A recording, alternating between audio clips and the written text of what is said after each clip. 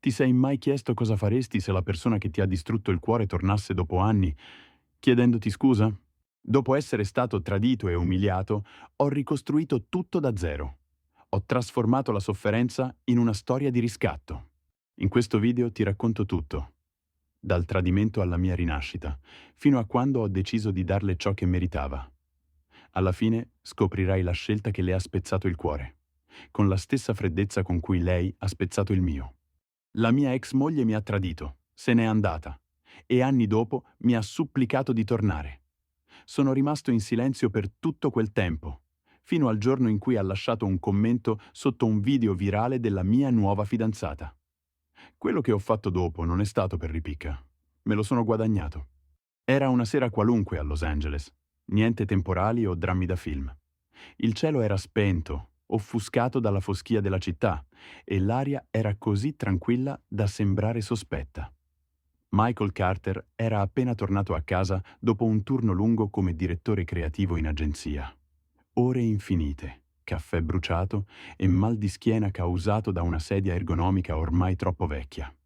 Tutto nella sua vita sembrava urlare stabilità e prevedibilità.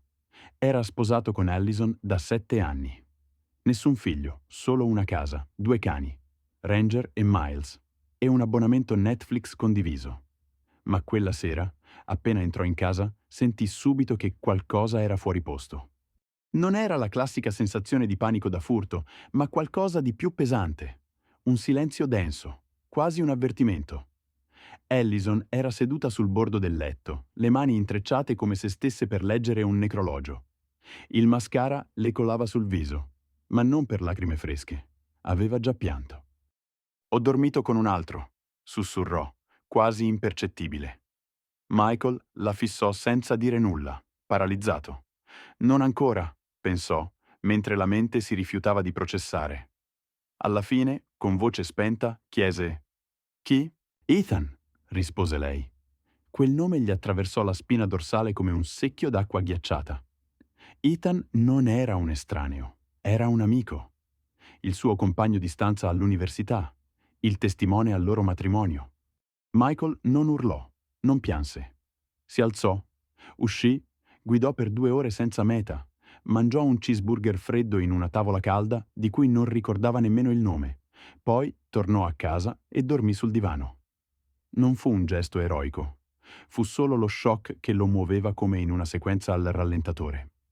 La mattina seguente lei provò a parlare. Lui non disse una parola. Quella sera aveva già preparato una valigia, preso i cani, e se ne andò. Divorziarono entro 6 mesi. Il tradimento diventò di dominio pubblico. Ethan sparì dalla cerchia sociale. La famiglia di Michael smise di invitare Allison alle feste. Le sorelle di lei gli inviarono messaggi di scuse, ma niente sembrava avere importanza.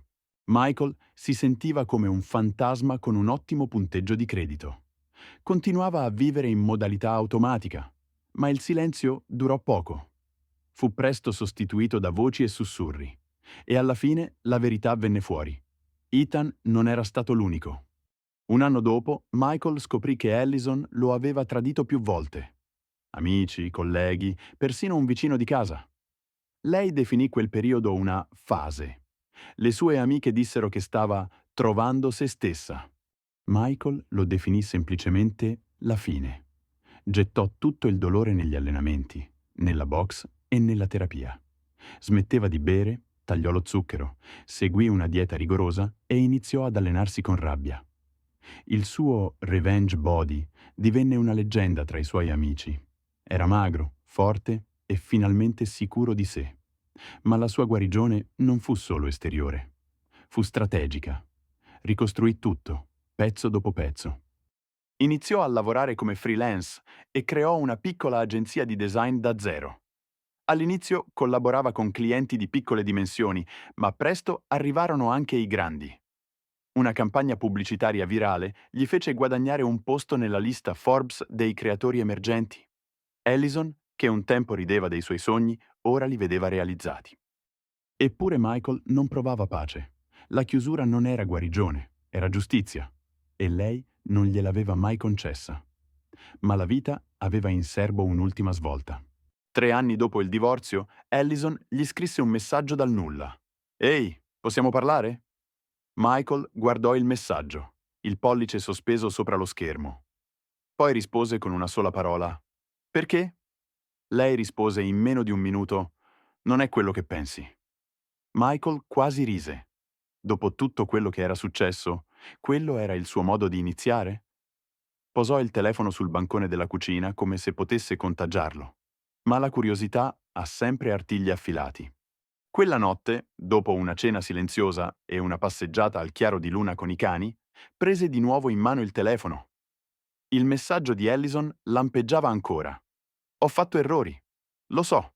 Ma possiamo incontrarci una volta, solo per avere una chiusura?» Ancora quella parola. Chiusura. Come se potesse essere piegata e consegnata su un fazzoletto. Michael non rispose.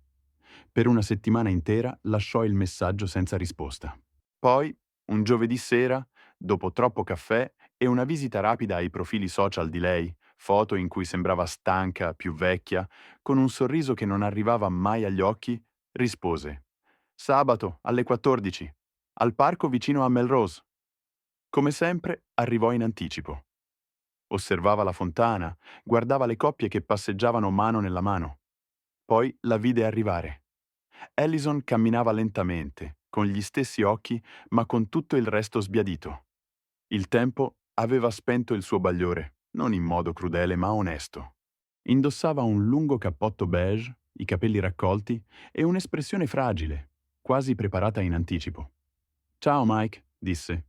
Lui annuì. «Volevi una chiusura? Parla». Lei sbatté le palpebre, incerta. «Non so da dove iniziare», sussurrò. «Prova con la verità», rispose lui con tono piatto. Lei fece una smorfia, poi cominciò a parlare. Gli raccontò di Ethan, di come l'aveva lasciata, di come anche lui la tradiva da oltre un anno con una ragazza molto più giovane. «Ha 24 anni», disse con una risata amara. «Lo chiama Papino, letteralmente». Michael rimase immobile, impassibile. Lei continuò, parlando della solitudine, degli amici che si erano allontanati, della famiglia che non la difendeva più. Raccontò di come nessuno fosse rimasto dopo che le feste erano finite. «Pensavo mi avresti odiata per sempre», disse, con un filo di voce. «Ma continuavo a vedere il tuo nome ovunque», proseguì. «La tua azienda, le pubblicità, i premi. Stavi bene, Mike. Hai sempre avuto quel fascino silenzioso, ma ora...» Michael la interruppe distogliendo lo sguardo. «Non sei venuta qui per farmi complimenti. Arriva al punto». Lei annuì, trattenendo a stento le lacrime. «Ho sbagliato tutto», disse. «Ho sabotato ciò che avevamo perché non credevo di meritarlo», aggiunse. «Tu eri stabile, sicuro. Ma io ero dipendente dal caos. Cercavo emozioni, attenzioni. Ho confuso tutto questo per amore». La mascella di Michael si tese. «Hai dato fuoco a un matrimonio per sentirti viva?» Lei abbassò lo sguardo. «Volevo sentirmi desiderata», sussurrò. Ed eccola lì, finalmente, l'onestà. Frugò nella borsa e tirò fuori una busta sgualcita. Dentro c'erano vecchie foto. Loro due in spiaggia, al lago, a ridere a New Orleans. «Le guardo ancora», disse. «A volte sogno di noi, di come eravamo prima che io rovinassi tutto». Michael osservò le foto. Poi le restituì con calma. «Non l'hai solo rovinato. L'hai distrutto. Hai scelto di mentire. Ancora e ancora». «E ora vuoi una chiusura?» chiese. «Voglio redenzione», rispose lei sottovoce. «Voglio che tu mi veda di nuovo. Per quello che ero, o potevo essere». Michael scosse la testa. «Non puoi chiedermi questo? Non dopo tutto quello che hai fatto». Lei si avvicinò, disperata. «Lo so, è troppo tardi, ma darei qualsiasi cosa per rimediare». Tra loro scese un silenzio così denso che nemmeno il vento osava parlare. Michael sorrise, ma non era un sorriso gentile. Era calcolato. «Qualsiasi cosa?» chiese. Lei esitò, poi disse «Sì, qualunque cosa». Lui si alzò in piedi. «Bene, perché ti darò ciò che hai dato a me, qualcosa di indimenticabile». I suoi occhi si spalancarono. «Cosa intendi?» Michael si mise gli occhiali da sole e rispose «Aspetta e vedrai». Poi si voltò e se ne andò, lasciandola sola sulla panchina, stretta ai ricordi di un amore che lei stessa aveva distrutto. Quello fu il momento in cui iniziò la sua vera vendetta. Non la vendetta meschina, ma quella che ti segna per sempre. Michael camminava via con passo calmo e deciso, ma dentro di lui il cuore batteva come tamburi di guerra.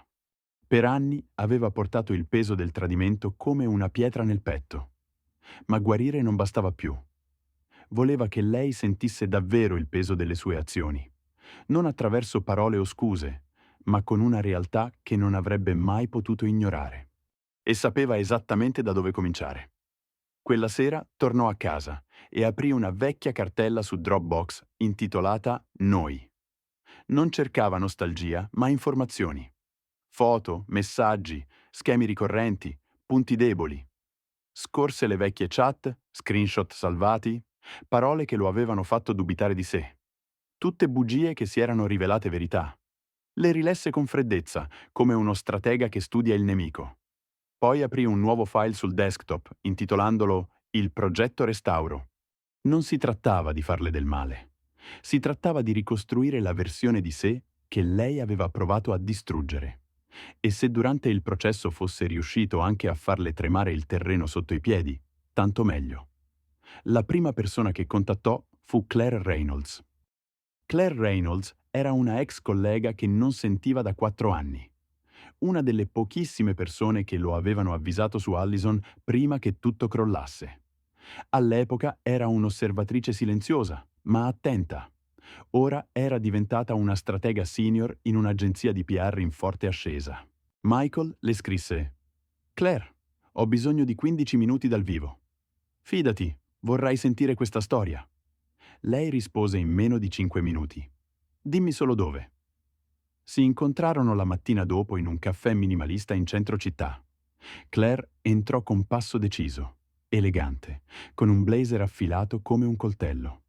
«Hai un'aria pericolosa», disse con un mezzo sorriso. «Mi piace». Michael annuì, diretto. «Ho bisogno del tuo aiuto». «Scommetto che riguarda lei», disse Claire. Michael le raccontò tutto, nei dettagli. Di come Allison lo avesse ricontattato. Di come piangesse, implorasse, si aggrappasse disperatamente. E di come, questa volta, lui non avesse intenzione di limitarsi ad andarsene in silenzio. Claire si appoggiò allo schienale, pensierosa. Non vuoi umiliarla. Vuoi smontare pezzo per pezzo la fantasia che ha venduto e mostrare il disastro che ha lasciato dietro di sé. Michael annuì con fermezza. Esatto, voglio smontare la sua illusione.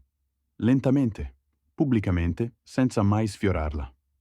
Claire portò la penna alle labbra, riflettendo. Allora si parte dalla visibilità. Entro la fine dell'incontro avevano già buttato giù un piano. Fase 1. Riposizionare il profilo pubblico di Michael. Niente finzione, solo una versione finalmente levigata e curata. Il team di Claire sistemò la sua presenza online. Nuove foto, biografie aggiornate, comunicati stampa che evidenziavano i suoi successi recenti.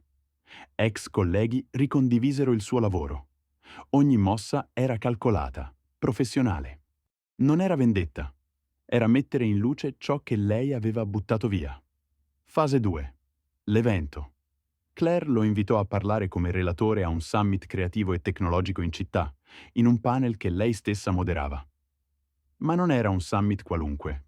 L'azienda di Allison sponsorizzava uno degli stand. Michael entrò a quella conferenza con l'aria di chi possiede l'ossigeno nella stanza. Abito su misura, taglio fresco, niente anello, niente rabbia. Solo presenza, sicurezza. E come sempre, il destino aggiunse un tocco teatrale. Allison era lì, in piedi al tavolo della sua azienda, vestita in modo da sembrare più giovane di quanto si sentisse. Accanto a lei c'era un giovane dirigente impacciato. I loro occhi si incrociarono da lontano. Lei si immobilizzò. Michael le fece un piccolo cenno, educato, e continuò a camminare. Claire lo presentò sul palco con eleganza. Il nostro prossimo speaker è un visionario del branding e della guarigione emotiva attraverso lo storytelling. Date il benvenuto a Michael Carter. Il pubblico applaudì. Allison rimase immobile sul fondo, pallida. Il keynote di Michael non parlava di tradimento, almeno non direttamente, ma le sue parole erano precise, chirurgiche. A volte siamo costretti a diventare la versione di noi stessi in cui qualcun altro non ha avuto il coraggio di credere.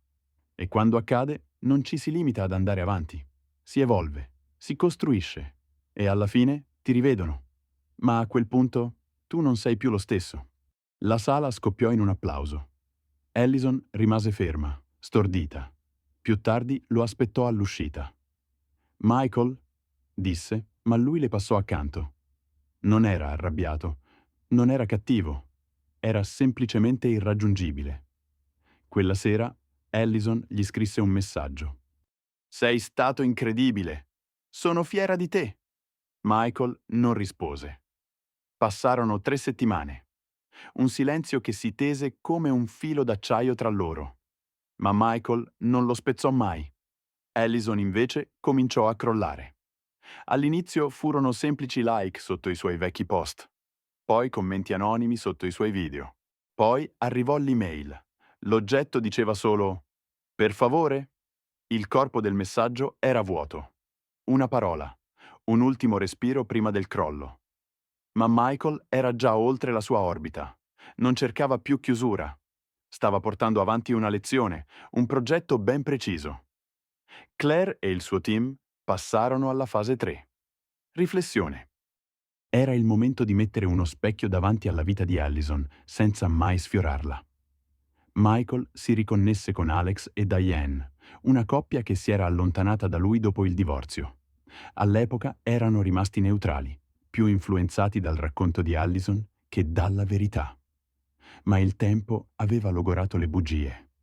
Durante una cena su una terrazza panoramica in centro, fu Diane a parlare per prima. «Avremmo dovuto chiamarti anni fa», disse. «Ci aveva detto che eri controllante, chiuso emotivamente. Ci disse che non la facevi sentire desiderata». Michael sorrise con dolcezza. «A me disse che ero troppo emotivo, che la soffocavo. È buffo come entrambe possano sembrare vere, quando sono entrambe bugie». Alex si sporse in avanti. «Non sapevamo di Ethan, né degli altri». Diane aggiunse. «Ci disse che fu un solo errore, solo Ethan, e noi le abbiamo creduto». Michael annuì. «Non vi biasimo. Anch'io per molto tempo ho dato la colpa a me stesso». Quella sera offrì loro qualcosa che Allison non aveva mai dato.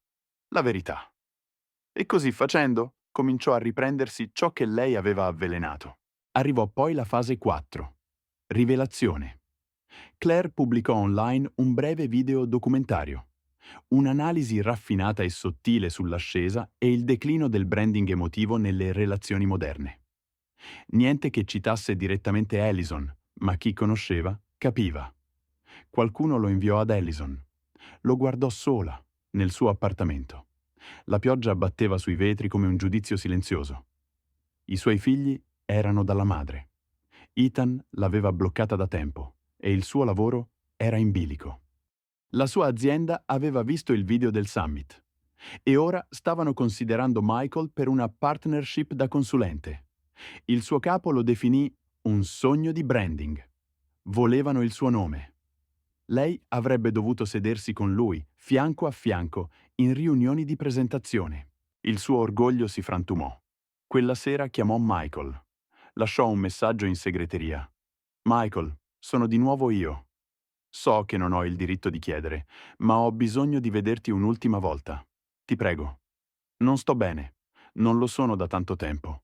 Ora vedo davvero cosa ho perso e mi sta uccidendo». Michael non rispose. Invece le mandò un messaggio. «Incontriamoci nel posto dove ci siamo detti per la prima volta «Ti amo». Sabato, ore 18. Era l'allestimento per il colpo finale. Michael arrivò in anticipo. Il belvedere a picco sull'oceano a Laguna Beach. Il mare sussurrava sotto di loro. La stessa panchina dove un tempo avevano inciso le iniziali, ormai consumata dal tempo e dal sale. Allison arrivò puntuale. Sembrava esausta, come una candela che brucia da dentro. Si sedette accanto a lui in silenzio. Per un minuto non parlarono. Solo il vento osava interrompere. Ricordo ancora quella notte, sussurrò lei. Mi portasti qui dopo quella stupida lite alla tavola calda. Mi dicesti: non voglio la perfezione, voglio la verità. Michael fissava l'oceano. Ti ricordi davvero? Chiese. Non l'ho mai dimenticato, rispose lei. Ma io non sono stata onesta, ero debole. Lasciai che mi riempissero la testa di bugie. Ero egoista. La sua voce si spezzò. Ora mi sveglio e vorrei aver fatto tutto in modo diverso. Michael si voltò finalmente a guardarla. Mi ami? Lei annuì, in lacrime. Più di quanto abbia mai fatto? Più di quanto meriti? Michael si avvicinò leggermente. Allora dimmelo tutto. Cosa? Chiese lei tremando. Ogni nome, ogni tradimento, ogni bugia. Dillo adesso. Tutto. Lei tremò. Dillo, Allison, ordinò lui con voce calma ma ferma. E lei lo fece. Uno per uno elencò i nomi. Amici, vicini, persone che conoscevano entrambi. Confessò di aver usato le insicurezze di lui contro di lui, di essersi lasciata manipolare dalle amiche, di aver dormito con Ethan mentre Michael era via per un funerale. Quando finì, Michael si alzò. Grazie, è tutto ciò che mi serviva. Lei lo guardò scioccata. Aspetta, cosa vuol dire? Lui la fissò. Vuol dire che finalmente ho trovato pace. Mi hai dato ciò che non avevo mai avuto. La verità. Tu vivrai con questo. Io no. Poi arrivò il colpo finale. Mi sto per sposare, disse. Allison spalancò gli occhi. Cosa? Michael tirò fuori il telefono e le mostrò una foto di lui e Rebecca. Nella foto sorridevano. Lei aveva una mano sul suo petto, con un anello scintillante al dito. Rebecca era una donna forte, gentile fino al midollo e completamente diversa da Allison in ogni possibile modo. L'ho conosciuta al Summit, spiegò Michael con tono sereno. Allora, mi hai portata qui per dirmelo? Chiese Allison con la voce rotta. Michael annuì. Hai detto che volevi vedermi, che volevi chiusura. Eccola. Allison scoppiò a piangere. Non singhiozzi rumorosi, ma lacrime rotte, immobili, come se stesse piangendo qualcosa già sepolto. Michael si alzò e si incamminò verso la strada. Il vento si alzò leggero, quasi ad accompagnarlo via da quel capitolo. Ogni passo che lo allontanava da quel belvedere lo faceva sentire più leggero, come se si stesse liberando da un'ultima zavorra, quella che lo ancorava a una versione di se stesso che non riconosceva più. Non si voltò indietro, non ne aveva bisogno. La chiusura non era nelle sue lacrime, era nella sua decisione di non inseguirle mai più. Tornato in città, la sua vita era più piena che mai. Non più rattoppi o tentativi di recuperare il passato, ma progresso vero. Nel suo ufficio chiuse la cartella intitolata Progetto Restauro. Non la cancellò. Non ce n'era bisogno. Non era più per vendetta. Ora era storia, per ricordare chi era diventato dopo la caduta. La vita, scoprì, aveva in serbo qualcosa di più della semplice guarigione. Aveva senso. Rebecca, la donna che ora stava al suo fianco, non era solo bella o presente. Era reale, intensa nella sua empatia, coraggiosa nella sua onestà. Non lo fece mai sentire come se dovesse guadagnarsi l'amore attraverso il dolore. Si erano conosciuti al Summit, è vero, ma non era una coincidenza. Era tempismo. Rebecca lo aveva sentito parlare. Era lì, tra il pubblico. Dopo il discorso, si era avvicinata e aveva detto solo una frase. Non sembrava una frase preparata, sembrava sopravvivenza. Io so riconoscere la differenza. Anche lei aveva le sue cicatrici. Un fidanzamento rotto, una famiglia divisa da questioni economiche e una fede incrollabile nelle seconde possibilità. Ma solo per chi dimostrava di meritarle. I loro primi appuntamenti furono prudenti. Non per paura, ma per rispetto reciproco. Nessuno dei due aveva fretta. Nessuno condivideva troppo. Costruivano da zero, mattone dopo mattone, verità dopo verità. Michael le raccontò tutto di Allison, non nei dettagli crudi, ma con chiarezza. Non nascose nulla, non cercò di far pena. Raccontò solo la verità. Rebecca lo ascoltò in silenzio. Poi disse: «Tu non sei rotto, sei raffinato, e se lei ti ha lasciato andare, è un suo errore». Crescevano insieme, non per bisogno, ma per affinità. Condividevano mattine lente con caffè e cruciverba. I pomeriggi li passavano a girare contenuti per il blog di viaggi di Rebecca. Michael, che un tempo evitava le telecamere, ora appariva spesso accanto a lei in vlog e interviste. Creavano ricordi non per i follower, ma per loro stessi. La domenica sera passeggiavano per i sentieri vicino al loro loft. Parlavano di tutto: lavoro, amore, paure, figli, sogni dimenticati. Nessun argomento era off limits. Una sera Rebecca gli chiese: «Pensi che lei guardi ancora i tuoi video?» Michael sorrise. «Probabilmente li guarda tutti». E in effetti era vero. Allison si stava lentamente sgretolando. Allison non si stava sgretolando in modo plateale, non con scenate pubbliche o drammi da social, ma nel silenzio profondo dell'essere davvero sola. Gli amici che un tempo alimentavano la sua arroganza erano cresciuti, o peggio, si erano spostati su nuovi drammi. Ethan aveva tagliato ogni contatto dopo che la sua amante aveva avuto un figlio. Il lavoro era diventato soffocante, soprattutto da quando la società di Michael aveva conquistato i riflettori. Suo padre non difendeva più le sue scelte. Sua sorella aveva smesso di rispondere ai suoi messaggi vocali delle 3 di notte. E ogni volta che apriva Instagram c'era lui.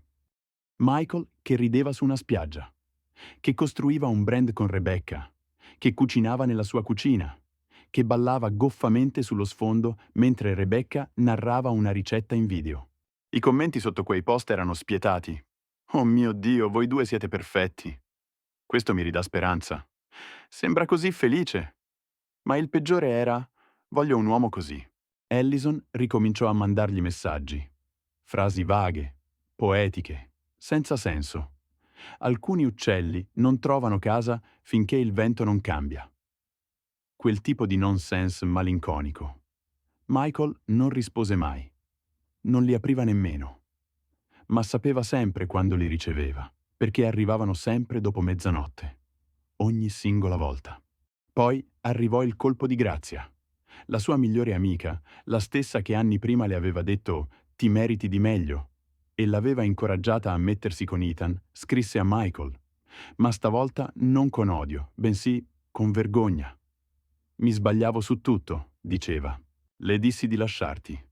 Le dissi che non eri abbastanza ambizioso, ma ora ti vedo per quello che sei davvero.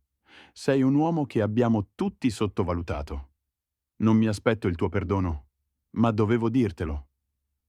Anche a lei Michael non rispose, ma sorrise, perché in fondo la verità tornava sempre a galla. Poi arrivò la proposta.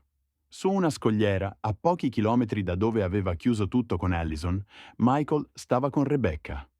Le teneva le mani tra le sue, sotto un sole che tramontava lento. Non aveva preparato un discorso.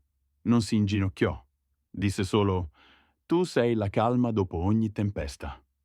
La pace che non pensavo di meritare. Vuoi essere il mio futuro?» Rebecca aveva le lacrime agli occhi?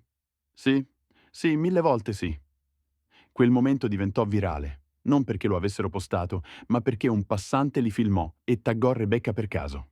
Il video si diffuse a macchia d'olio. All'improvviso non erano solo una coppia.